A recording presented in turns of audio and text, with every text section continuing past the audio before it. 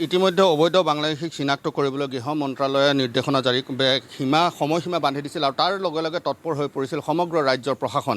শোণিতপুৰ জিলাতো বিশেষভাৱে ক'ব লাগিব, শোণিতপুৰ জিলাত কালি বিয়লিৰ ভাগৰ পৰা যথেষ্ট সংখ্যক লোকৰ শোণিতপুৰ আৰক্ষী ছাউনীত আনি তেওঁলোকক সোধপোছ কৰা হৈছিল আৰু ইতিমধ্যে আজি শোণিতপুৰ জিলা আৰক্ষীৰ পৰা আমাক জনোৱা অনুসৰি বৰ্তমানলৈকে 6জনক চিনাক্ত কৰা হৈছে আৰু ইতিমধ্যে বিদেশী ন্যায়াধীকৰণে সেইসকল তেওঁলোকক বাংলাদেশী বুলি ইতিমধ্যে চিনাক্ত কৰিছিল বিদেশী ন্যায়াধীকৰণে। তাৰ পিছতে তেওঁলোকে যিহেতু জামিনত বেইলত আছিল, কিছুদিন তেওঁলোকে বেইলত থকা বুলি ক'ব লাগিব, তাৰ পিছতে কিন্তু তেওঁলোকক ইতিমধ্যে সোধপোছ কৰা হৈছে। বহুকেইজনৰ প্ৰায় অৰ্ধ শতাধিক লোকৰ নথি পত্ৰ পৰীক্ষা কৰাৰ অন্তত 6জনক ইয়াৰ পৰা গোৱালপাৰালৈ প্ৰেৰণ কৰা হৈছে।